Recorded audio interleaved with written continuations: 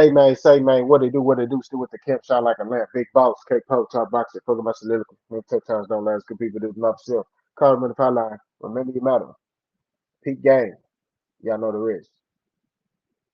Before we get into the main alternative main dish, remember we clutched out. You know we talking about that boxing. Y'all know that. We coming down, we coming through, we popping truck, we riding blue and we jamming screw. Well, maybe not, I don't know. You know what I'm saying? You know, we in a different time in our life. But introduce our second host, Speech Hall of Fame legend. Salute to all our soldiers, brother and hustle, aka Coach B. Let them know how we doing, man. What it is, family. Y'all heard what Capo said. We clutched up, we clutched that. Y'all know we here to talk about. And I ain't gonna hold y'all long out of that. You heard the intro. We here to talk about everything, and we like he said. I follow. I agree. But you know what I'm gonna tell y'all next. Hey, God, wake y'all up. He put breath in your body. Everything is absolute. Everything else, excuse me, is absolute extra. Get up, do you, take care of the fam. Don't let nobody steal you from that. You feel me? With all that being said, I'm gonna toss it back to Capo. He's gonna go ahead and continue the show, and let's let him know how we flow. All right, so Terence Crawford,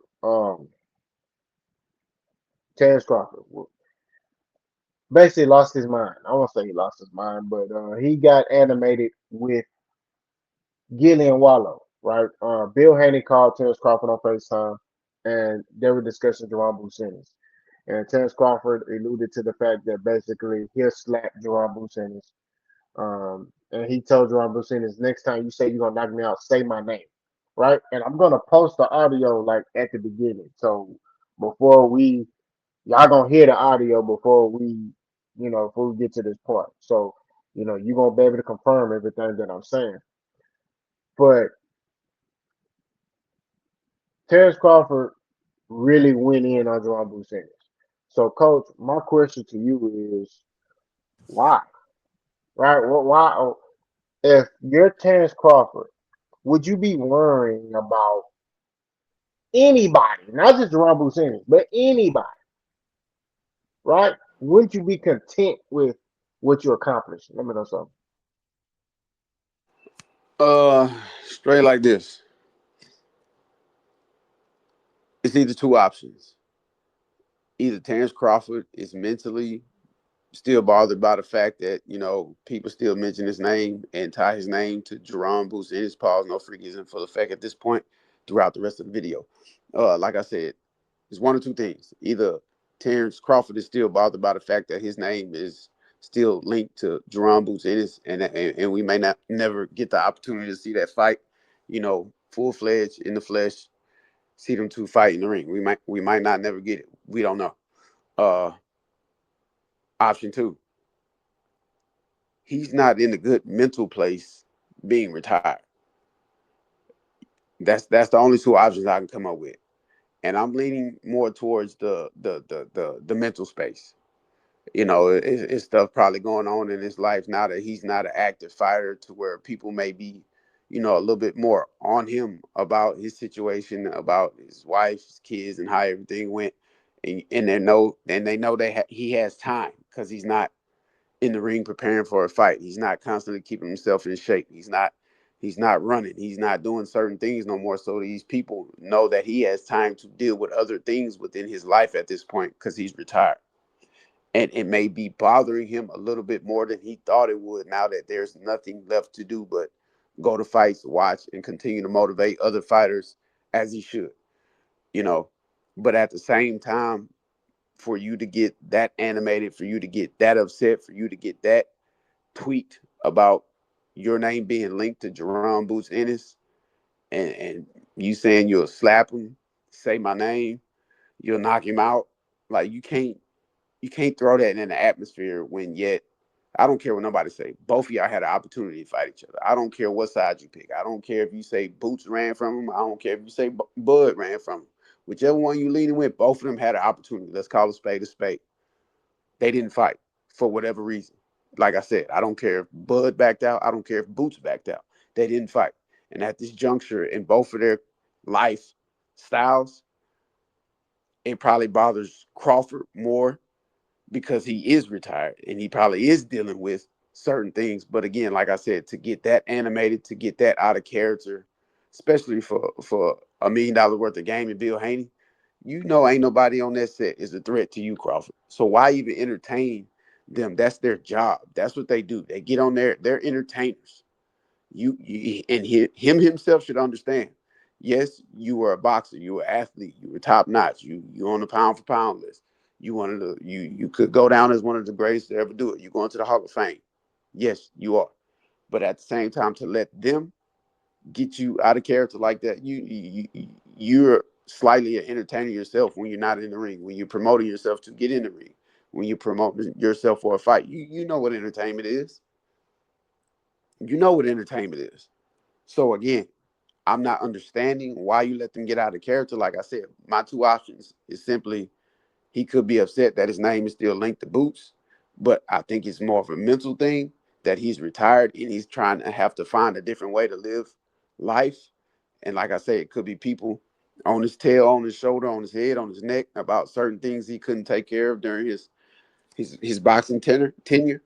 But at the same time, it is what it is. You're still a professional at the end of the day. You're not old. You're not shaking in your boots.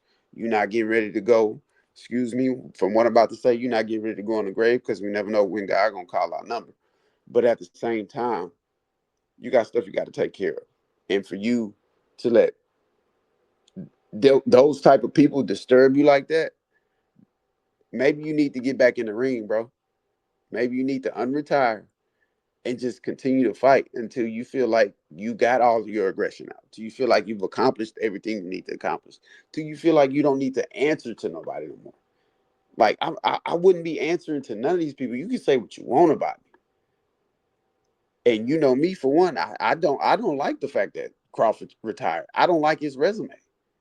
But at the same time, he did what he had to do to get to get himself into the Hall of Fame, to get himself on the pound for pound list, to go down as one of the greatest to ever do it, to accomplish things I don't think we'll see another fighter doing in a long time. Not saying it can't be accomplished, but it'll be a while before we see somebody accomplish what Bud Crawford accomplished, especially in those weight classes.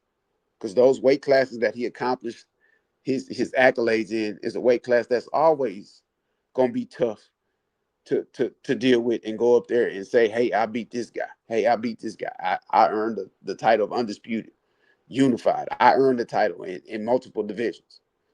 So, like I said, maybe you need to unretire and get back in the ring and let off that unnecessary frustration. Because right now, this is not a good look.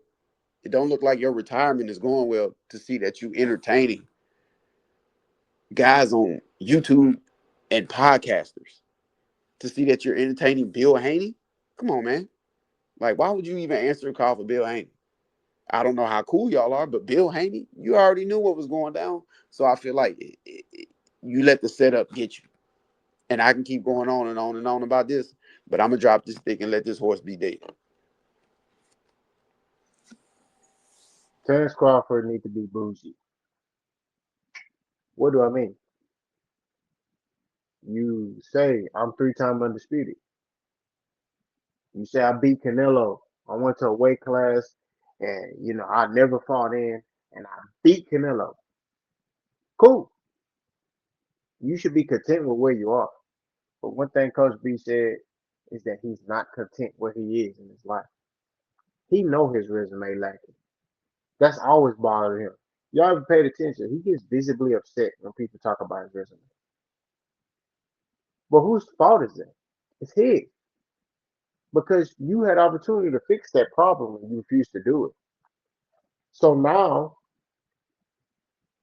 Boots has came into the fold, who's can do the same thing you can do in that ring as far as switch from orthodox to southpaw.